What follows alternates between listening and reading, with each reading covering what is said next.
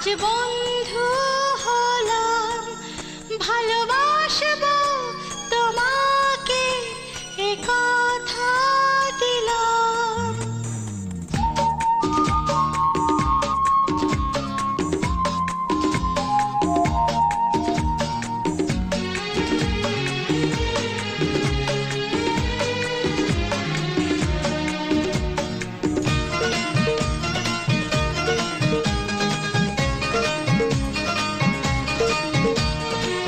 ভালোবাসার এই উপহার রেখেছি মনের মাঝে, তোমারই ছায়া হয়ে চিরদিন থাকবো আমি কাছে।